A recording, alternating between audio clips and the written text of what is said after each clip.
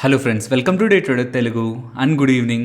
Sensex and Nifty both flat గా close అవుతూ సెన్సెక్స్ అయితే 61,761 దగ్గర, నిఫ్టీ అయితే 18,266 దగ్గర క్లోజ్ అయింది. వెరస్ బ్యాంక్ నిఫ్టీ 86 పాయింట్స్ డౌన్ అవుతూ 43,198 దగ్గర క్లోజ్ అయింది. ఫ్రెండ్స్, ఇవాళ మార్కెట్ యాక్టివిటీ కొంచెం చాపీగా కనిపిస్తుంది. మీన్స్ ఓపెనింగ్ నుంచి అప్ సైడ్ కి వెళ్తూ మంచి బులిష్ గానే మార్కెట్ ఉంది అనుకునే లోపే ఆఫ్టర్నూన్ 12:45 అవర్ నుంచి కూడా ఉంటున్న ప్రైస్ యాక్షన్ ని గమనిస్తే కంటిన్యూస్ గా వన్ డైరెక్షనల్ గా ఫాల్, ఇంపార్టెంట్ లెవెల్ బిలో కూడా వెళ్లే ప్రయత్నం జరుగుతూ బట్ ఇంపార్టెంట్ లెవెల్ అబోనే నిఫ్టీ రిలేటెడ్ గా క్లోజింగ్ కనిపించింది. ఇక నేను 2 ఇంపార్టెంట్ ఈవెంట్స్ గురించి మాట్లాడాలనుకుంటున్నాను. First the Karnataka elections. మనకి రేపు కర్ణాటక ఎలక్షన్స్ రిలేటెడ్ గా ఓటింగ్ ఉంది. ఆ ఓటింగ్ రేపు మనకు కంప్లీట్ అవుతుంది. అండ్ అది కాదు మెయిన్ ఇంపార్టెంట్ థింగ్, ఓటింగ్ తర్వాత మనకి ఎగ్జిట్ పోల్స్ వస్తాయి కదా, లైక్ ఏ పార్టీ అధికారంలోకి రావడానికి ఎంతెంత ప్రాబబిలిటీ ఉందని చెప్పే ఎగ్జిట్ పోల్స్ ఫలితాలు వస్తాయి కదా. అది యాజ్ యూజువల్ గానే ఓటింగ్ అయిపోయిన తర్వాత ఈవినింగ్ 5 PM కి అప్డేట్ అవుతుంది. సో ఒక స్టేట్ ఎలక్షన్స్ రిలేటెడ్ గా ఎవరు గవర్నమెంట్ ని ఫార్మ్ చేస్తారని ఒక అన్సర్టనిటీ మార్కెట్ రిలేటెడ్ గా లైట్ గా ప్లే అవుతుంది. ఇది ఎందుకు చెప్తున్నానంటే రేపు ఈవినింగ్ మనకి outcome, exit poll outcome. So ఎవరైతే పొజిషన్స్ రేపు ఓవర్ నైట్ లో క్యారీ చేస్తుంటారో వాళ్ళకి ఆ ఇంపాక్ట్ ఆ తర్వాత ట్రేడింగ్ సెషన్ లో ఉంటుందన్న విషయం మనం గుర్తుంచుకోవాలి. ఇది కాదు మెయిన్ ఇంపార్టెంట్ థింగ్, రేపటి రిలేటెడ్ గా మనం గుర్తుంచుకోవాల్సింది CPI inflation data Wednesday, means రేపు మనకి ఈవినింగ్ ఈ డేటా అప్డేట్ అవుతుంది. ఫ్రెండ్స్, ఇది important because recent Fed meeting లో మీరు గమనిస్తే వడ్డీ రేట్లని మేమేం పెంచుకుంటూ వెళ్ళిపోవాలనుకోవట్లేదు, అప్కమింగ్ టైమ్స్ లో వచ్చే డేటాను చూస్తూ మేము ఆ డిసిషన్స్ తీసుకోవాలనుకుంటున్నామని ఫెడ్ చైర్మన్ పవల్ గారు స్టేట్మెంట్ చేశారు. మీనింగ్ డేటా మంచిగా వస్తున్నా మేము వడ్డీ రేట్లని ఏం పెంచేయం, లైక్ ఇన్ఫ్లేషన్ తగ్గుతున్నా వడ్డీ రేట్లు పెంచాలని మేము అనుకోవట్లేదు. ఇన్ఫ్లేషన్, జాబ్స్ డేటా అండ్ కనిపిస్తున్న మ్యాక్రో ఎకనామిక్ డేటా వీటన్నిటిని పరిశీలిస్తూ అవసరం అయితేనే వడ్డీ రేట్లను పెంచుతామన్నారు. కాబట్టి మార్కెట్ లో ఇక వడ్డీ రేట్లు ఖచ్చితంగా పెంచుతారని ఒక ఫియర్ అయితే మార్కెట్ లో లేదు. సో ఈ వడ్డీ రేట్ల గురించి భయం అయితే ప్రెసెంట్ మార్కెట్ పడట్లేదు. And even recent jobs data ఉంది కదా, మార్కెట్ లో ఉంటున్న ఫుల్ నెగిటివిటీని అంతా క్లియర్ చేసేసింది. రెసిషన్ అని, ఎకనామీ స్లో డౌన్ అయిపోతుందని, యూఎస్ఏ లో బిగ్ ఇంపాక్ట్ ఉంటుందని ఏవేవైతే కన్సర్న్ ఉన్నాయో, జాబ్స్ డేటా పర్టికులర్ గా అన్ఎంప్లాయ్మెంట్ డేటా అయితే 1960 లో ఉంటున్న లో లెవెల్స్ కి ఫాలో అవుతుండడం, మార్కెట్ వీక్ గా లేదు, పర్టికులర్ గా యూఎస్ ఎకానమీ వీక్ గా లేదనేలా సంకేతాలు ఇస్తూ ఉండడం, మార్కెట్ లో ఇంట్రెస్ట్ రేట్స్ ఆర్ ఈ వడ్డీ రేట్ల గురించి ఫియర్ తగ్గడం అండ్ ఈవెన్ రెసిషన్ కి వెళ్ళిపోతుంది ఆర్ ఎకానమీలో బిగ్ ఇంపాక్ట్ ఉంటుంది. రీసెంట్ డేస్ లో రీజనల్ బ్యాంక్స్ లో అదే కదా కనిపించింది. దాని కారణంగా ఎకానమీ ఇంపాక్ట్ అవుతున్న ఒక భయాలు కూడా ఈ జాబ్స్ డేటాతో వస్తున్న నెంబర్ కొంతవరకు సబ్సైడ్ చేసింది. So in the worst case even US లో రెసిషన్ అనేది ఒకటి అండర్ లైన్ గా ఇప్పుడు కంటిన్యూ అవుతూ ఉన్నా అది ఖచ్చితంగా సాఫ్ట్ ల్యాండింగ్ పక్కే వెళ్తుందనేలా రీసెంట్ జాబ్స్ డేటా మనకి చెప్తుంది. సో ఇవన్నీ ఇలా ఉంటున్నప్పుడు ఇన్ఫ్లేషన్ ఎలా ఉంది, బికాస్ జాబ్స్ డేటా అంత స్ట్రాంగ్ గా ఉంటే మరి ఇన్ఫ్లేషన్ కూడా కూల్ ఆఫ్ అవ్వకుండా అలా పెరుగుతుందా, అలా పెరిగితే మళ్ళీ ఫెడ్ వాళ్ళు ఏ డెసిషన్స్ తీసుకుంటారు. సో ఇక్కడ ఇన్ఫ్లేషన్ డేటా కానీ కంట్రోల్ అవుతున్నారు, అట్లీస్ట్ ఉన్న దాంట్లో ఉంటున్నా ఆర్ ఇంకొంత తగ్గుతున్నా, దాని అది మార్కెట్ రిలేటెడ్ గా మనం పాజిటివ్ గా తీసుకోవాలి. లేదు ఇన్ఫ్లేషన్ డేటా రీసెంట్ గా ఎకానమీ అంతా బానే ఉంది కాబట్టి ఇన్ఫ్లేషన్ కూడా తగ్గకుండా మార్కెట్ ఎస్టిమేట్స్ కి అగెనెస్ట్ గా మూవ్ అవుతున్నట్లయితే దాని అది మార్కెట్ ని నెగిటివ్ గా సర్ప్రైజ్ చేస్తుంది. బికాస్ ఫెడ్ వాళ్ళు ఇన్ఫ్లేషన్ ఒక డేటాకి రియాక్ట్ అవుతారు కాబట్టి. సో కాబట్టి వెనస్డే వస్తున్న inflation data, core CPI inflation data మనకి చాలా ఇంపార్టెంట్. అండ్ ఆ సేమ్ వెనస్డే ఈవినింగ్ మనకి కర్ణాటకకు సంబంధించిన ఎలక్షన్స్ ఎగ్జిట్ పోల్స్ కూడా వస్తాయి. కాబట్టి రేపటి ట్రేడింగ్ సెషన్ లో ఓవర్ నైట్ పొజిషన్స్ క్యారీ చేస్తున్న వాళ్ళు ఈ 2 ఇంపార్టెంట్ ఈవెంట్స్ ఉన్నాయన్న విషయం గుర్తుంచుకోవాలి. అండ్ పర్సనలీ నా ఒపీనియన్ రీసెంట్ టైమ్స్ లో చెప్తున్నది 18,800 అబోవ్ ఉన్నంత వరకు కూడా మార్కెట్ ని పాజిటివ్ గానే చూస్తున్నానని. 18,800 ఇక్కడ నుంచి ఆల్మోస్ట్ ఒక 465 పాయింట్స్ దూరంలో ఉంది కదా, అంటే ఈ రీసెంట్ మార్కెట్ ఒక ఫుల్ నెగిటివిటీ ఉంటున్నప్పుడు వెళ్ళిన లో ఉంది చూసారా, ఇది కూడా ఇంపార్టెంట్ గానే మనం గమనించవచ్చు ఈ లెవెల్ ని కూడా. సో 18,050 to 18,020 నియర్ టర్మ్ లో ఈ రేంజ్ అబోవ్ ఉన్నంత వరకు కూడా, ఒకవేళ 18,800 టూ మచ్ డిస్టెన్స్ లో ఉంది అనుకుంటే ఇది కూడా ఇంపార్టెంట్ గా గమనించవచ్చు. బికాస్ మార్కెట్ లో అంత సెల్లింగ్ సెంటిమెంట్, అంత ఫియర్, అంత అన్సర్టనిటీ ఉంటున్నప్పుడు కూడా మార్కెట్ ఈ లెవెల్స్ దగ్గర సపోర్ట్ తీసుకుంది. కాబట్టి అగైన్ ఈ లెవెల్స్ ని బ్రేక్ చేస్తుందంటే మొమెంటమ్ లో కొంత షిఫ్ట్ వచ్చిందని ఒక అలర్ట్ మనం తీసుకోవాలి. బట్ పర్సనల్ గా నేనైతే ఫైనల్ కాల్ నేను తీసుకునేది మీన్స్ వ్యూని చేంజ్ చేసుకోవడంలో 17,800 బ్రేక్ అయ్యి బిలో సస్టైన్ అయిన తర్వాత. బట్ ఈ నియర్ టర్మ్ ఒకవేళ ఎవరైనా పొజిషన్స్ రిలేటెడ్ గా అలర్ట్ అవ్వాలి అనుకుంటే 18,050 to 18,020 ఈ గ్యాప్, ఈ 30 పాయింట్ గ్యాప్ బ్రేక్ అవుతున్నప్పుడు ఒకవేళ నియర్ గా చూడాలనుకుంటే ఇది ఇంపార్టెంట్ సపోర్ట్ గా చూడొచ్చు. ఎఫ్ఐఎస్ గురించి మాట్లాడుకోవాలి. రీసెంట్ టైమ్స్ లో అనుకున్నట్లు కాన్స్టెంట్ గా వాళ్ళు బై సైడ్ ఉంటున్నారు. నిన్న కూడా 2,123 crores బై చేశారు. దీంతో నెట్ ఈ మంత్ స్టార్టింగ్ నుంచి ఇప్పటి వరకు 7,650 crores వాళ్ళు బై చేసినట్లు. అండ్ ఇండెక్స్ రిలేటెడ్ గా షార్ట్ పొజిషన్స్ కొంత తగ్గాయి, 55% నుంచి 51% కి. ఇంకా స్టిల్ నెట్ షార్ట్ పొజిషన్స్ లోనే ఉన్నారు. సో స్టిల్ ఒకవేళ మార్కెట్ ర్యాలీ అవ్వాలనుకుంటున్నా షార్ట్స్ ఇంకా ఎక్కువగానే ఉన్నాయి కాబట్టి లాంగ్స్ ఇంకా ఎక్స్ట్రీమ్ లాంగ్స్ లోకి ఏం వెళ్ళిపోలేదు, 70 or 80% లాంగ్స్ కి ఏం వెళ్ళలేదు. కాబట్టి లాంగ్ సైడ్ ఎఫ్ఐఎస్ బిల్డ్ చేసుకోవడానికి ఇంకా స్పేస్ అయితే ఉంది. చూడాలి ఓవరాల్ మార్కెట్ రిలేటెడ్ గా రేపు రాబోతున్న సిపిఐ ఇన్ఫ్లేషన్ డేటా, ఈవెన్ కర్ణాటకకు సంబంధించిన ఎగ్జిట్ పోల్స్ నెంబర్స్. సో ఈ 2 ఈవెంట్స్ లో లైక్ ఈ ఎలక్షన్ ఎగ్జిట్ పోల్స్ నెంబర్స్ కానీ అండ్ సిపిఐ ఇన్ఫ్లేషన్ డేటా కానీ ఈ రెండిట్లో ఏది మోస్ట్ ఇంపార్టెంట్ ఇంపార్టెంట్ అంటే సిపిఐఏ, కాబట్టి ఆ డేటాని ప్రైమరీగా మనం గమనించాలి. ఫ్రెండ్స్, ఇలా మార్కెట్ డేటాని అనాలిసిస్ చేస్తూ మీ ముందుకు వీడియోని తీసుకురావడానికి మేము పెడుతున్న ఎఫర్ట్స్ మీకు వాల్యుబుల్ గా అనిపిస్తూ ఉంటే మన వీడియోని తప్పకుండా లైక్ చేయండి.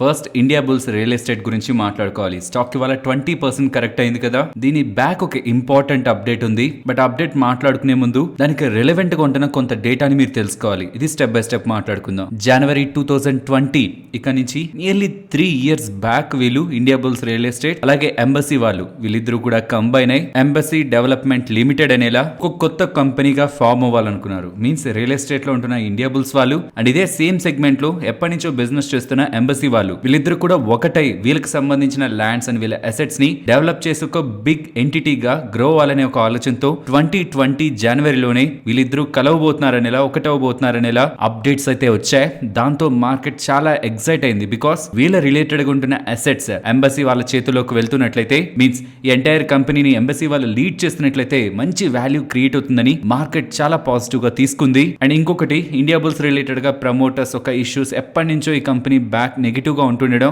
ఇప్పుడు ప్రమోటర్స్ చేంజ్ అవుతారు కాబట్టి స్టాక్ రిలేటెడ్ గా వాల్యుయేషన్స్ కూడా బాగుంటాయనేలా మార్కెట్ లో ఎక్స్పెక్టేషన్స్ బిల్డ్ అయ్యాయి. అండ్ తర్వాత రానున్న టైంలో మీన్స్ ఆఫ్టర్ జనవరి 2020 అప్డేట్ చేసిన తర్వాత CCI competition commission of India వాళ్ళ దగ్గర నుంచి ఫిబ్రవరి 2021 ఎంబసీ వాళ్ళకి and India bulls real estate ఈ రెండు ఒకటి అవ్వడానికి ఒక కంపెనీగా ఫామ్ అవడానికి ఎటువంటి ఇష్యూ లేదని సిసిఐ వాళ్ళు అప్రూవల్ ఇచ్చారు. తర్వాత రానున్న టైంలో షేర్ హోల్డర్స్ అప్రూవల్ దొరికింది. అండ్ చాలా రీసెంట్ గానే ఎన్సిఎల్టీ బెంగళూరుకి సంబంధించిన బెంచ్ దగ్గర నుంచి కూడా అప్రూవల్ దొరికింది. కానీ ఇండియా బుల్స్ రియల్ ఎస్టేట్ అనేది చండీగఢ్ పరిధిలోకి వస్తుంది కాబట్టి ఎన్సిఎల్టీ బెంగళూరు వాళ్ళ పర్మిషన్ తో పాటు ఎన్సిఎల్టీ చండీగఢ్ వాళ్ళ పర్మిషన్ కూడా కావాలి. ఇవాళ నియర్లీ ఆఫ్టర్నూన్ దగ్గరగా ఇక్కడ నుంచి అప్డేట్స్ వస్తాయనేలా మార్కెట్ లో ఎక్స్పెక్టేషన్స్ ఉన్నాయి. ఇన్ఫాక్ట్ మార్కెట్ ఎక్స్పెక్ట్ చేసిన అయితే ఒక పాజిటివ్ అప్డేట్. బికాస్ అందరూ కూడా క్లియర్ చేశారు, వీళ్ళు కూడా క్లియర్ చేస్తారేమో మార్కెట్ ఆలోచించింది. కానీ ఎన్సిఎల్టీ చండీగఢ్ వాళ్ళు ఈ ఎంబసీ 1 కి సంబంధించిన ఎన్ఏఎం ఎస్టేట్స్ కానీ అండ్ ఎంబసీ 1 ఇది ఇండియా బుల్స్ రియల్ ఎస్టేట్ లో మర్జ్ అవుతూ ఉండడం, ఇన్కమ్ ట్యాక్స్ వాళ్ళ రిలేటెడ్ గా ఉంటున్న అబ్జెక్షన్స్ ని పరిగణలోకి తీసుకొని ఈ మర్జర్ ని ముందుకు తీసుకువెళ్లేందుకు వీళ్ళు ఇష్టపడట్లేదనేలా ఈ మర్జర్ కి అగైనెస్ట్ గా ఎన్సిఎల్టీ వాళ్ళు తీర్పునిస్తూ ఉండడం, means India bulls real estate and embassy వాళ్ళ వీళ్ళిద్దరి మర్జర్ ని ఎన్సిఎల్టీ వాళ్ళు ఆపుతూ ఉండడం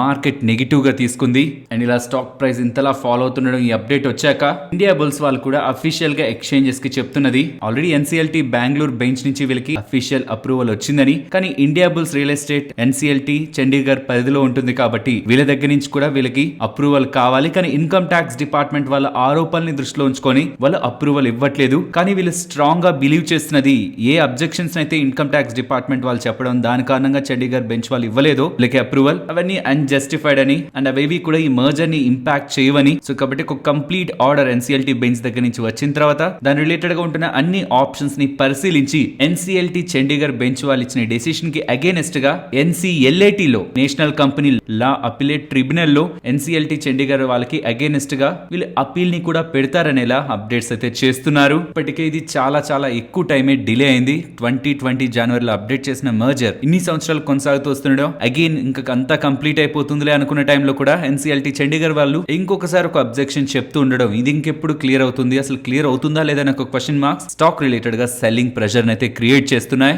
అండ్ ఫ్రెండ్స్, ఇవాళ లిస్ట్ అయిన మ్యాన్ కైండ్ ఫార్మా ఐపీఓ గురించి మాట్లాడుకోవాలి. ఇది ఈ ఇయర్ లో 2023లోనే biggest IPO. And in pharma space లో చూస్తే గ్లాన్ ఫార్మా వాళ్ళు వచ్చారు కదా, ఆల్మోస్ట్ 6,500 crore ఐపీఓ ఆ టైంలో. అది దాని తర్వాత 2020లో వచ్చిన గ్లాన్ ఫార్మా తర్వాత ఇదే largest pharma IPO. And even ఎటువంటి బజ్ కూడా రీటైల్ కమ్యూనిటీలో బజ్ కూడా లేకుండా మార్కెట్ లోకి వచ్చిన మ్యాన్ కైండ్ ఫార్మా నియర్లీ 32% దగ్గరగా లిస్టింగ్ డే గెయిన్స్ తో క్లోజ్ అయింది. దీని రిలేటెడ్ గా ఉన్న ఇంపార్టెంట్ డీటెయిల్స్ ని మాట్లాడుకుందాం. ఫ్రెండ్స్, ఫస్ట్ ఐపీఓ సబ్స్క్రిప్షన్ ని చూసారనుకోండి, ఓవరాల్ ఐపీఓ 15.3 times దగ్గరగా ఓవర్ సబ్స్క్రైబ్ అయింది. కానీ రీటైలర్స్ మాత్రం 0.92 times మాత్రమే, మీన్స్ లెస్ దాన్ 1 time మాత్రమే సబ్స్క్రైబ్ అయ్యారు. మీన్స్ రీటైల్ పోర్షన్ కి ఇచ్చిన కంప్లీట్ ఐపీఓని కూడా రీటైలర్స్ తీసుకోలేదు. బట్ ఎవరు సబ్స్క్రైబ్ చేశారు ఓవర్ గా? క్యూఐపీస్, క్వాలిఫైడ్ ఇన్స్టిట్యూషనల్ ప్లేస్మెంట్ వాళ్ళు 49 times దగ్గరగా వాళ్ళకు ఉంటున్న లిమిట్స్ కంటే ఓవర్ గా సబ్స్క్రైబ్ అయ్యారు. సార్, సబ్స్క్రిప్షన్ ని పక్కన పెడదాం అండ్ లిస్టింగ్ డే గెయిన్స్ తో క్లోజ్ అయింది కదా. వీళ్ళు రిలేటెడ్ ఉన్న బిజినెస్ ని గమనిస్తే ఫ్రెండ్స్, వీళ్ళు 2 segments లో బిజినెస్ చేస్తూ ఉంటారు. ఒకటి ఫార్మా స్పేస్, ఇంకొకటి కన్స్యూమర్ హెల్త్. ఫార్మా రిలేటెడ్ గా మీకు పెద్దగా నేమ్స్ వినిపిస్తూ ఉండవు, కానీ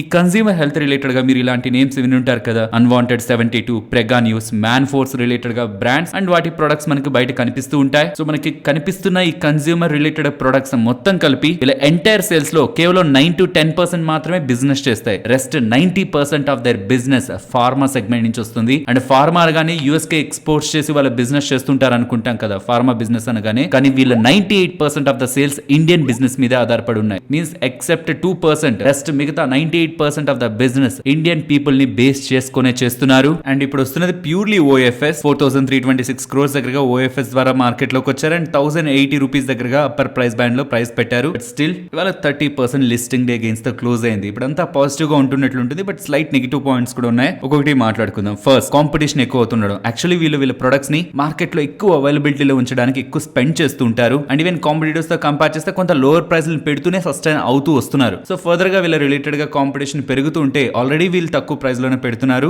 ఇంకా ప్రైస్ తగ్గించే అవకాశం ఉండదు. కాబట్టి సస్టైనబిలిటీ రిలేటెడ్ గా ఒక ఇష్యూ అవుతుంది. సో వీళ్ళ ప్రొడక్ట్స్ రిలేటెడ్ గా ఏదైనా స్ట్రాంగ్ కాంపిటీషన్ వస్తున్నప్పుడు, పర్టికులర్లీ కన్స్యూమర్ ఫేస్డ్ బిజినెస్ లో దెన్ అది ఒక కన్సర్న్. బట్ ప్రతి బిజినెస్ కి కాంపిటీషన్ ఉంటుంది, వీళ్ళకి స్పెషల్ గా కాంపిటీషన్ వచ్చేస్తుందని కాదు. బట్ ఇది కూడా ఒక వ్యాలిడ్ పాయింట్ లో మనం చూడాలి. ఇది కాకుండా రీసెంట్ లాస్ట్ 2 years వీళ్ళ బిజినెస్ ని అనాలిసిస్ చేస్తుంటే మనకి వీళ్ళ మార్జిన్స్ లో డ్రాప్ కనిపిస్తుంది. యూజువల్లీ వీళ్ళ బిజినెస్ పర్టికులర్ గా కన్స్యూమర్ సైడ్ అనుకుంటున్నామా, వీళ్ళు ఎక్కువగా స్పెండ్స్ చేస్తూ వాటిని మార్కెట్ లో ఉంచుతుంటారు. వీళ్ళ అడ్వర్టైజ్మెంట్ స్పెండ్స్ కానీ అండ్ వీళ్ళు ఇచ్చే కమిషన్స్ కానీ వీటి రిలేటెడ్ గా ఎక్కువగా ఉంటాయి. కాబట్టి ఆ బ్రాండ్స్ మనకి ఎక్కువగా కనిపిస్తూ అండ్ వినిపిస్తూ ఉంటుంది. సో ఇది ఫర్దర్ గా పెనిట్రేట్ చేయడానికి మేబీ వీళ్ళు ఎక్కువ స్పెండ్స్ చేస్తున్నారేమో. రీసెంట్ టైమ్స్ లో వీళ్ళ మార్జిన్స్ ఫాలో అవుతున్నాయి. అండ్ అన్నిటికంటే ఇంపార్టెంట్, వెనేషియా బయోటెక్ అక్విజిషన్స్ రిలేటెడ్ గా వీళ్ళు 1800 crores దగ్గరగా పే బ్యాక్ చేయాల్సిన నీడ్ రావచ్చు. సో ఇవి ఈ 3 ఇంపార్టెంట్ నెగటివ్స్ మనకి కంపెనీ రిలేటెడ్ గా కనిపిస్తున్నాయి. బట్ ఇవి పక్కన ఉంచితే స్టార్ట్ చేసినప్పటి నుంచి కన్సిస్టెంట్ గా గ్రో అవుతూ ఈవెన్ లాస్ట్ 2 years లో కూడా revenues 15%, operating profit 18% and net profit 17% CAGR తో and from the starting year నుంచి కూడా సిగ్నిఫికెంట్ గా కాంపౌండ్ అవుతూ వస్తూ నియర్లీ 44,000 crore మార్కెట్ క్యాపిటల్ లో ప్రెసెంట్ ఈ కంపెనీ లిస్ట్ అయింది. ఆఫ్టర్ లిస్టింగ్ ప్రమోటర్స్ ఈ కంపెనీలో 78% వాటాను హోల్డ్ చేస్తారు. ప్రైవేట్ ఈక్విటీ ప్లేయర్స్ నియర్లీ 12% దగ్గరగా వాటాను హోల్డ్ చేస్తారు. అండ్ లిస్ట్ అయిన price FY22 price to earning multiples తో చూస్తే 30 times దగ్గరగా ట్రేడ్ అవుతున్నట్టు. ఫ్రెండ్స్, ఇలా న్యూస్ అప్డేట్స్ ని అనాలిసిస్ చేస్తూ మీ ముందుకి కంటెంట్ తీసుకురావడానికి మేం పెడుతున్న ఎఫర్ట్స్ మీకు వాల్యుబుల్ గా అనిపిస్తూ ఉంటే మన వీడియోని తప్పకుండా లైక్ చేయండి. నెక్స్ట్, సెబీ దగ్గర నుంచి రీసెంట్ గా ఒక అప్డేట్ వచ్చింది కదా. సెబీ అండర్ లో రిజిస్టర్ అయిన registered investment advisers like RIA వాళ్ళు ఇక నుంచి వాళ్ళ రిలేటెడ్ గా సర్వీసెస్ గురించి అడ్వర్టైజ్మెంట్స్ చేయాలనుకుంటే అది ఖచ్చితంగా సెబీ అండర్ లో ఉంటున్న బాడీ ఒక అప్రూవల్ రావాలని. మీన్స్ సెబీ అండర్ లో రిజిస్టర్ అయిన ఎవరైనా సరే వాళ్ళ సర్వీసెస్ వాళ్ళ పోర్ట్ఫోలియో స్టాక్స్ రిలేటెడ్ గా అడ్వర్టైజ్మెంట్స్ చేస్తున్నప్పుడు అది ఖచ్చితంగా సెబీ వాళ్ళు, పర్టికులర్లీ సెబీ అండర్ లో ఉంటున్న బాడీ వాళ్ళు యాక్సెప్ట్ చేస్తేనే అది ప్రజల వరకు వెళ్ళాలని. అంటే ఒక స్క్రీనింగ్ తర్వాతే అడ్వర్టైజ్మెంట్స్ ప్రజలకు రీచ్ అవ్వాలని ఆల్రెడీ సెబీ వాళ్ళు అప్డేట్ చేశారు కదా.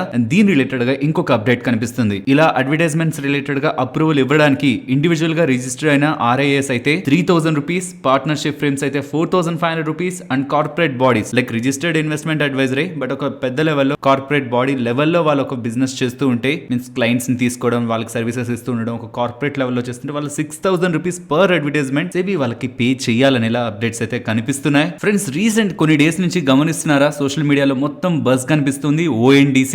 యాక్చువల్లీ వీళ్ళు కేవలం ఫుడ్ డెలివరీ బిజినెస్ కాదు, గ్రోసరీస్, ఎలక్ట్రానిక్స్ ఇలా వేరియస్ సర్వీసెస్ ని ప్రొవైడ్ చేస్తున్నారు. కానీ ఈ రీసెంట్ టైమ్స్ లో ఫుడ్ డెలివరీ రిలేటెడ్ గా జొమాటో అండ్ స్విగ్గీ అండ్ ఇతర ప్లేయర్స్ తో కంపేర్ చేస్తే వీళ్ళు తక్కువ కమిషన్ తీసుకుంటూ ఉండడం. దీని కారణంగా రెస్టారెంట్ వాళ్ళు కూడా వాళ్ళు తక్కువ కమిషన్ పే చేయాల్సి వస్తుంది. కాబట్టి స్విగ్గీ అండ్ జొమాటో లిస్ట్ చేసే ప్రైజెస్ కంటే ONDC లో చాలా తక్కువ ప్రైజెస్ కి లిస్ట్ చేస్తూ ఉండడం. అప్కమింగ్ టైమ్స్ లో జొమాటో అండ్ స్విగ్గీ రిలేటెడ్ గా బిజినెస్ తగ్గుతూ ONDC కి అండ్ రీసెంట్ గా థ్రైవ్ అనే ప్లేయర్ కూడా వచ్చారు కదా, వాళ్ళ రిలేటెడ్ గా మార్కెట్ షేర్ వెళ్తుంది అనే మార్కెట్ లో ఉంటున్న క్వశ్చన్ మార్క్ ఇవాళ జొమాటో రిలేటెడ్ గా ప్లే అయినట్లు కనిపిస్తుంది. ఇవాళ ఎందుకు ప్లే అవ్వాలి?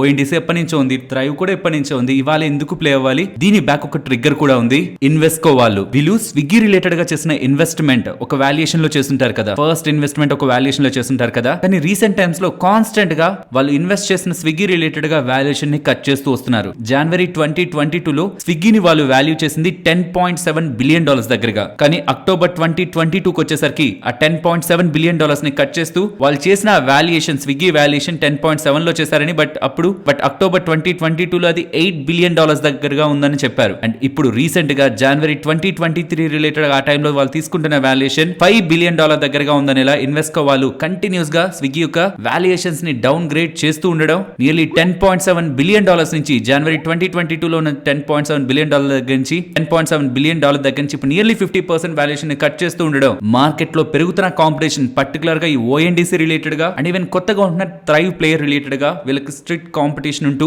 వీళ్ళ మార్జిన్స్, ఇప్పుడు వీళ్ళ రెస్టారెంట్స్ నుంచి తీసుకుంటున్న కమిషన్స్ తగ్గించుకునే ఒక సినారియోకి వీళ్ళు వెళ్తారని మార్కెట్ లో ఉంటున్న బిలీవ్స్ కూడా స్టాక్ రిలేటెడ్ గా సెల్లింగ్ ప్రెషర్ అయితే క్రియేట్ చేస్తున్నాయి. ఇంతకీ ఓఎన్డీసీ అండ్ ఈ థ్రైవ్ ఎవరు? ఇది క్విక్ గా మాట్లాడుకుందాం. ఇది ఫస్ట్ ఓఎన్డీసీ గురించి చూడండి. ఇప్పుడు మనం చూస్తున్న స్విగ్గీ కానీ జొమాటో కానీ యాజ్ ఎ ప్లాట్ఫామ్ గా బయర్ కి అండ్ సెల్లర్ కి మధ్యలో ఉంటాయి. వాళ్ళు ఎటువంటి డేటాని కూడా సెల్లర్ కి మీన్స్ ఈ రెస్టారెంట్స్ కి ప్రొవైడ్ చేయరు. సో కంప్లీట్ గా బయర్ ఏం కావాలనుకుంటున్నా త్రూ స్విగ్గీ ఆర్ జొమాటోలో ఉంటున్న ఆప్షన్స్ ద్వారానే వెళ్లాల్సి ఉంటుంది. కానీ ఈ ఓఎన్డీసీ కానీ అండ్ థ్రైవ్ కూడా ప్లాట్ఫామ్ ప్లేయర్స్ కాదు. పర్టికులర్ గా ఈ ఓఎన్డీసీ ఒక మోడల్ ఇక్కడ మీకు స్క్రీన్ పైన కనిపిస్తూ ఉంటుంది. బయర్స్ కి అండ్ సెల్లర్స్ కి ఇది మధ్యలో ఒక లేయర్ లా ఉంటుందంటే ఇది ఒక ప్లాట్ఫామ్ లో వ్యవహరించదు. ఇన్ సింపుల్ టర్మ్స్ బయర్ పెడుతున్న ఆర్డర్ డైరెక్ట్ గా సెల్లర్ కి వెళ్తుంది. మీన్స్ తన మొబైల్ నెంబర్ వాళ్ళ అడ్రస్ ఎక్కడికి డెలివర్ చేయాలని డైరెక్ట్ గా సెల్లర్ దగ్గరికి వెళ్తుంది. ఆ సెల్లర్ తన ఓన్ డెలివరీ ప్లాట్ఫామ్ ద్వారా కానీ మీన్స్ వాళ్ళకి ఒకవేళ డెలివరీ బాయ్స్ ఉంటే వాళ్ళ ద్వారా కానీ ఆ థర్డ్ పార్టీ వాళ్ళ ద్వారా కానీ ఆ డెలివరీని కంప్లీట్ చేస్తాడు. ఈ ఓఎన్డీసీ గవర్నమెంట్ కి సంబంధించింది కాబట్టి అందులో ఉంటున్న వాటాదారులను కూడా స్క్రీన్ పైన గమనించవచ్చు. బట్ పాయింట్ అంతా స్విగ్గీ అండ్ జొమాటో వాళ్ళు 18 to 24% దగ్గరగా కమిషన్ చార్జ్ చేస్తూ ఉంటే ఈ ఓఎన్డీసీ వాళ్ళు మాత్రం 2 to 4% దగ్గరగా కమిషన్ చార్జ్ చేస్తున్నారు. అండ్ ఇందాక థ్రైవ్ అనుకున్నామా ఒక కొత్త ప్లేయర్, వాళ్ళు నియర్లీ 3% దగ్గరగా కమిషన్ చార్జ్ చేస్తున్నారు. ఇంతకీ థ్రైవ్ ఎవరు? అది కూడా ఒక కొత్త ప్లేయర్ ఈ ఫుడ్ డెలివరీ సెగ్మెంట్ లో. నియర్లీ 80 సిటీస్ లో వాళ్ళు బిజినెస్ చేస్తున్నారు.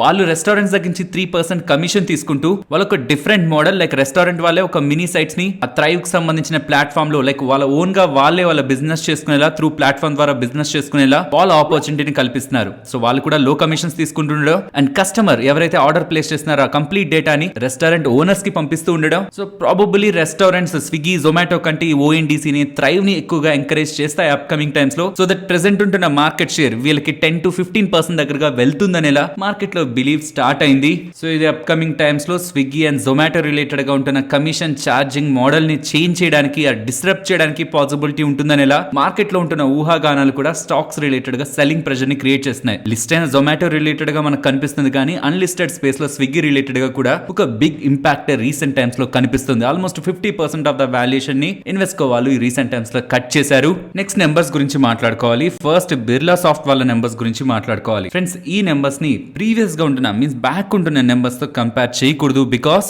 వీళ్ళ రిలేటెడ్ గా కీ క్లయింట్ ఇన్వాకేర్ వాళ్ళు వీళ్ళకి FY23 లాస్ట్ ఫైనాన్షియల్ ఇయర్ లో ప్రీవియస్ గా చాలా టైం వరకు కూడా వీళ్ళకి రెవెన్యూస్ ని ఇస్తూ వచ్చారు కీ క్లయింట్ వాళ్ళకి. బట్ వాళ్ళు చాలా రీసెంట్ గానే బ్యాంక్రప్సీకి ఫైల్ చేశారు. ఆ టైంలో స్టాక్ కూడా భారీగా రియాక్ట్ అయింది కదా. రియాక్టింగ్ కి రీజన్ అప్కమింగ్ టైమ్స్ లో వాళ్ళ దగ్గర నుంచి వీళ్ళకి రెవెన్యూస్ రావు కాబట్టి. సో ఒక కీ క్లయింట్ ని కోల్పోయారు కాబట్టి అది వీళ్ళ ఎర్నింగ్స్ లో ఖచ్చితంగా ఇంపాక్ట్ ని చూపిస్తుంది. బట్ ఇవాళ స్టాక్ పెరగడానికి అండ్ ఓవరాల్ నెంబర్స్ లో మనం అర్థం చేసుకోవడానికి ఉంటున్న ఇంపార్టెంట్ పాయింట్స్ ని మాట్లాడుకుందాం. ఆ ఇన్వాకేర్ వాళ్ళ బిజినెస్ ని పక్క నుంచి ప్రీవియస్ క్వార్టర్స్ తో ఉంటున్న నెంబర్స్ తో కంపేర్ చేస్తుంటే వీళ్ళు ఎక్సెప్షనల్లీ బెటర్ గానే పర్ఫార్మ్ చేశారు. ఓవరాల్ నెంబర్స్ బాగున్నాయి, డీల్ విన్స్ బాగుంది అండ్ పర్టికులర్ గా వీళ్ళ కాన్ఫరెన్స్ కాల్ ని వింటున్న వాళ్ళకి క్లియర్ గా అర్థమవుతుంది. వీళ్ళ మేనేజ్మెంట్ చెప్తున్నది వీళ్ళ మార్జిన్స్ ని అప్కమింగ్ టైమ్స్ లో 15 to 16% మెయింటైన్ చేస్తూ FY24 ఎండింగ్ నాటికి దాన్ని 16% తీసుకొస్తారు అంటూ ఉండడం. ఓవరాల్ మార్జిన్స్ లో వీళ్ళు స్టెబిలిటీ తీసుకొస్తారు అని చేసిన ఈ స్టేట్మెంట్స్ ఓవరాల్ గా మనకి పాజిటివ్ వ్యూ ని స్టాక్ రిలేటెడ్ గా క్రియేట్ చేస్తున్నాయి. లాస్ట్ క్వార్టర్ నెంబర్స్ ని కంపేర్ చేస్తే ఒక ఎక్స్ట్రాడినరీ నెంబర్స్ అని కనిపిస్తాయి. బట్ లాస్ట్ క్వార్టర్ ఇందాక అనుకున్నాను కదా ఇన్వాకేర్ వాళ్ళు బ్యాంక్రప్సీ ని ఫైల్ చేశారని. ఆ టైంలో వాళ్ళు వన్ టైం లాస్ ని తీసుకున్నారు కాబట్టి నెంబర్స్ అలా ఉన్నాయి అండ్ స్టాక్ ప్రైస్ ఫాల్ అయింది.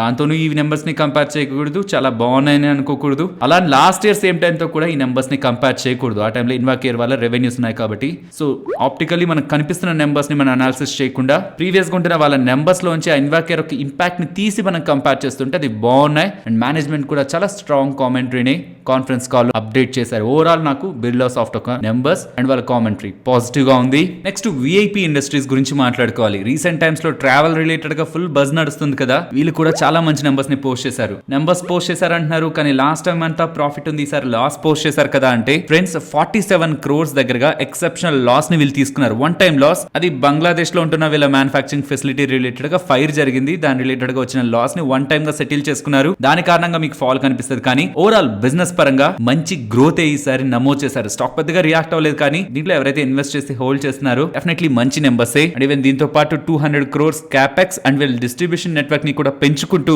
50,000 కంటే పీపుల్ ఎక్కువగా ఉన్న ప్రతి town loan by FY24 half లోపు వీళ్ళు ప్రెసెంట్ అవుతారనేలా డిస్ట్రిబ్యూషన్ నెట్వర్క్ ని పెంచుకుంటారనేలా వీళ్ళు చేసిన కామెంట్స్ ని కూడా ఓవరాల్ గా బిజినెస్ పరంగా నేను పాజిటివ్ గా చూస్తున్నాను. పిడిలైట్ నెంబర్స్ మీకు స్క్రీన్ పైన కనిపిస్తుంటాయి. ఫ్రెండ్స్ నెంబర్స్ అంతగా ఎక్సైట్ చేయట్లేదు, మీన్స్ ఎక్స్ట్రాడినరీగా అయితే లేవు, ఈవెన్ నార్మల్ గా ఫ్లాట్ గా కూడా లేవు, స్లైట్ బిలో ఎస్టిమేట్స్ ఉన్నాయి. పర్టికులర్ గా వీళ్ళకి 2 బిజినెస్ ఉంటాయి కదా, ఒకటి కన్స్యూమర్ బిజినెస్, ఇంకోటి B2B business. Consumer business 9 to 11% growth నేను ఎక్స్పెక్ట్ చేస్తే 7% గ్రో అయింది, అది బిలో ఎస్టిమేట్స్ ఉంది. ఈవెన్ B2B బిజినెస్ కూడా ఎక్స్పోర్ట్స్ లో ఉంటున్న అన్సర్టనిటీ లైక్ ఇక్కడ నుంచి ఉంటున్న ఎక్స్పోర్ట్ బిజినెస్ లో ఉంటున్న అన్సర్టనిటీతో B2B బిజినెస్ కూడా ఫ్లాట్ గానే నమోదు చేశారు. బట్ ఓవరాల్ గ్రాస్ మార్జిన్స్ లో ఇంప్రూవ్మెంట్ కనిపిస్తుంది క్వార్టర్ బేసిస్ లో 500 బేసిస్ పాయింట్స్ అండ్ ఇయర్ లో 300 బేసిస్ పాయింట్స్. బట్ ఓవరాల్ వీళ్ళ నెంబర్స్ లో ఉంటున్న టోటల్ డేటాని కంబైన్ చేసినప్పుడు పిడిలైట్ వాళ్ళు బిలో ఎక్స్పెక్టేషన్స్ నెంబర్స్ ని పోస్ట్ చేశారు. బట్ స్టాక్ ఇవాళ పాజిటివ్ లో ఎండ్ అయింది. నెక్స్ట్ కార్బోరండమ్ యూనివర్సల్ వీళ్ళ నెంబర్స్ స్ట్రైట్ అవే మీకు స్క్రీన్ పైన కనిపిస్తుంటాయి. Quarter and year both comparison లో కూడా వీళ్ళు బెటర్ నెంబర్స్ ని డెలివర్ చేశారు. అండ్ మహానగర్ గ్యాస్ లిమిటెడ్ గురించి మాట్లాడుకోవాలి. వీళ్ళ రెవెన్యూ స్లైట్ గా ఫాలో అవుతున్నట్లు కనిపిస్తున్న వీళ్ళ మార్జిన్స్ ని గమనించండి. మార్కెట్ ఎక్స్పెక్ట్ చేసింది కూడా నియర్లీ 20% ఉండొచ్చేమో అని, కానీ 24% అబోవ్ తీసుకొస్తూ ఉండడం మార్కెట్ ని సర్ప్రైజ్ చేస్తుంది. కాబట్టి రెవెన్యూస్ ఫ్లాట్ గా ఉంటున్న ప్రాఫిటబిలిటీ క్వార్టర్ బేసిస్ లో కూడా 56% దగ్గరగా పెరిగింది. బట్ కన్సర్న్ అంతా ఒకటే, మార్కెట్ వాల్యూమ్స్ పరంగా 2% పాజిటివ్ ఉంటుంది. వీళ్ళ వాల్యూమ్స్ ఎక్స్పెక్ట్ చేస్తే 1% కంటే ఎక్కువ వాల్యూమ్స్ డ్రాప్ అయ్యాయి, మీన్స్ నెగిటివ్ గా ఉన్నాయి. దీని రిలేటెడ్ గా వీళ్ళు ఏ అప్డేట్ చేస్తారని కాన్ఫరెన్స్ కాల్ ఇవాళ ఈవినింగ్ 4 o'clock ఉంది. దాంట్లో మనకు క్లారిటీ వస్తుంది. బట్ ఓవరాల్ ఈ వాల్యూమ్స్ ని పక్కన పెట్టి రెస్ట్ ఆఫ్ ద నెంబర్స్ ని కంపేర్ చేసినప్పుడు మహానగర్ గ్యాస్ వాళ్ళ నెంబర్స్, ఎంజీఎల్ వాళ్ళ నెంబర్స్ అయితే బెటర్ ఉన్నాయి. అండ్ వీళ్ళ వాల్యుయేషన్ కూడా చూడండి అట్రాక్టివ్ గా ఉంటుంది. వీళ్ళ MGL valuation present almost 13 times price trading multiples లో ట్రేడ్ అవుతుంది కదా FY24 ఎస్టిమేట్స్ కి. మీరు అదే ఇతర సిటీ డిస్ట్రిబ్యూషన్ గ్యాస్ కంపెనీస్ ని తీసుకోండి, లైక్ ఐజీఎల్ 21 times పైగానే ట్రేడ్ అవుతుంది వాల్యుయేషన్స్ లో. అండ్ గుజరాత్ గ్యాస్ కూడా 21.6 times 1 year forward FY24 price trading multiples కి ట్రేడ్ అవుతుంది. కాబట్టి కంపేర్డ్ విత్ వాల్యుయేషన్స్ ఇది అట్రాక్టివ్ గా ఉంటున్నట్టు. సో అట్రాక్టివ్ గా ఉంటున్న స్టాక్ రిలేటెడ్ గా బెటర్ నెంబర్స్ కనిపిస్తూ ఉండడం స్టాక్ ఇవాళ ఇంతలా గెయిన్ అయింది. అండ్ SRF వాళ్ళు కూడా నెంబర్స్ ని పబ్లిష్ చేశారు. నెంబర్స్ స్క్రీన్ పైన కనిపిస్తూ ఉంటాయి. లాస్ట్ క్వార్టర్ తో కంపేర్ చేస్తే వీళ్ళ డేటా బెటర్ గానే ఉంది, కానీ లాస్ట్ ఇయర్ సేమ్ క్వార్టర్ తో స్లైట్ వీక్నెస్ కనిపిస్తుంది. బట్ ఓవరాల్ మార్కెట్ ఎక్స్పెక్టేషన్స్ ప్రకారం సీక్వెన్షియల్ బేసిస్ వీళ్ళు గ్రో అవుతుండడం ఓవరాల్ నెంబర్స్ ని నేను పాజిటివ్ గానే చూస్తున్నాను. ఫ్రెండ్స్, అయినో మీరు డైలీ న్యూస్ వీడియోస్ లో స్కామ్స్ రిలేటెడ్ గా వింటూ ఉండడం కొంత ఇబ్బందికరంగానే ఉంటుంది. బట్ ఈ స్కామ్స్ ఎలా ఉంటున్నాయంటే మనం ఎప్పటి నుంచో వింటున్నా దీని రిలేటెడ్ గా కూడా ఇంకా మోసపోయే వాళ్ళ సంఖ్య ఎక్కువగానే ఉంటుంది. కాబట్టి మార్కెట్ లో ఎలాంటి కొత్త స్కామ్స్ ఆర్ ఇటువంటివి ఏవి జరుగుతున్నా మీకు ఒకసారి చెప్తే సరిపోతుంది కదా. మన వాళ్ళలో ఎవరైనా ఇలాంటిది ఒకటి జరుగుతుందని ఒక అవగాహన ఉంటే వాళ్ళకి తెలిసిన వాళ్ళు మోసపోకుండా ఉంటారని కదా అనే ప్రయత్నంతోనే ఈ స్కామ్స్ ని మోస్ట్లీ మన వీడియోస్ లో కవర్ చేస్తున్నాను. ఇంకొక కొత్త తరహా స్కామ్ ఇప్పటి వరకు అయితే వినుండం మనం. ఇది ఇలాంటి ఒక కొత్త స్కామ్ అయితే బయటపడుతుంది. గోల్డ్ ట్రేడింగ్ స్కామ్ అంట. దీని రిలేటెడ్ గా 3,000 కోట్ల దగ్గరగా చిన్న ట్రేడర్స్ దగ్గర నుంచి హాంకాంగ్ అండ్ ఇతర దేశాల్లో ఉంటున్న వాళ్ళు ఫేక్ గా మన వాళ్ళని మోసం చేసి డబ్బులు దోచుకుంటున్నట్లయితే ఉత్తరాఖండ్ కి సంబంధించిన సైబర్ సెల్ వాళ్ళు అప్డేట్ చేస్తున్నారు.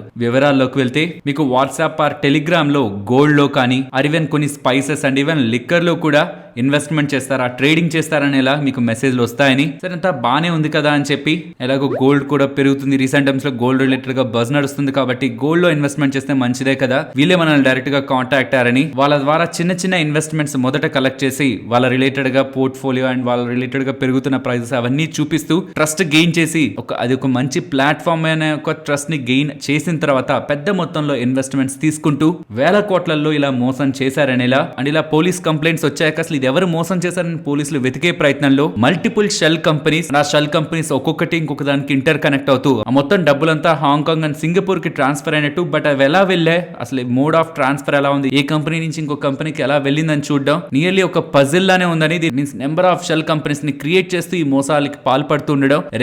మనీ రికవరీ రిలేటెడ్ గా చాలా హర్డల్స్ డ్యూటీ షెల్ కంపెనీస్ ఉన్నాయని ఉత్తరాఖండ్ కి సంబంధించిన సైబర్ సెల్ వాళ్ళు అప్డేట్ చేస్తున్నారు. అగైన్ చెప్తున్నాను, రీసెంట్ టైమ్స్ లో వేరొక ట్రేడింగ్ ప్లాట్ఫామ్స్ రిలేటెడ్ గా జిరోదా నితిన్ కామత్ గారు కూడా అప్డేట్ చేశారు. ఈ మధ్య కాలంలో ట్రేడింగ్ అండ్ ఇన్వెస్ట్మెంట్ అనగానే ఏ ప్లాట్ఫామ్ అయినా అది రియల్ ఏనేమో, జెన్యూన్ ఏనేమో అనుకుంటున్నారు, కానీ కాదు. ఎప్పుడైనా మీరు ఒక కొత్త ప్లాట్ఫామ్ నేమ్ వింటారు, ఎవరో ఒకరు మీకు వాట్సాప్, టెలిగ్రామ్ ఆర్ ఇతర సోషల్ మీడియా ప్లాట్ఫామ్స్ లో ఒక కొత్త ప్లాట్ఫామ్ నేమ్ చెప్తున్నప్పుడు బ్లైండ్ గా అయితే దాంట్లో ఎటువంటి డబ్బులు పెట్టకండి. దాని రిలేటెడ్ గా 1-2 సార్లు వాళ్ళకి రిజిస్ట్రేషన్స్ ఉన్నాయా లేదా, అసలు వాళ్ళు ఎవరు అండర్ లో ఉంటున్నారు, వాళ్ళ అఫీషియల్ వెబ్సైట్ ఏంటి అని ఒకసారి సోషల్ మీడియా లైక్ ట్విట్టర్ వాటిలోకి వెళ్ళి ఒకసారి దాని రిలేటెడ్ గా సర్చ్ చేసి అండ్ ఇతరులు ఎలాంటి కామెంట్స్ చేస్తున్నారు వాటి రిలేటెడ్ గా అవన్నీ కూడా పరిశీలించిన తర్వాతే ఎటువంటి యాక్షన్ అనేది తీసుకోండి. కానీ జస్ట్ బై ఒక వర్డ్ ఆర్ ఒక మెసేజ్ ద్వారా ఏ ఒక ప్లాట్ఫామ్ లో కూడా ఏ సరైన అవగాహన లేకుండా డబ్బుల్ని డిపాజిట్ చేయొద్దు. నెక్స్ట్ నిఫ్టీ అలాగే bank Nifty support and resistance. Friends, ఇవాళ ఫేస్ చేసిన సపోర్ట్ ఉందా, అదే ఇంపార్టెంట్ లెవెల్ 18,240 అండ్ ఇక్కడ నుంచి అబోవ్ వెళ్తుంటే 18,310 అండ్ బ్యాంక్ నిఫ్టీ రిలేటెడ్ గా ఇక్కడ నుంచి down side 43,060 and top side 43,370 and Nifty price action and option chain ఈ రెండింటిని గమనిస్తూ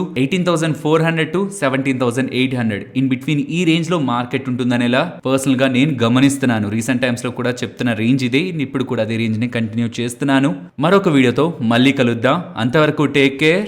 జై హింద్.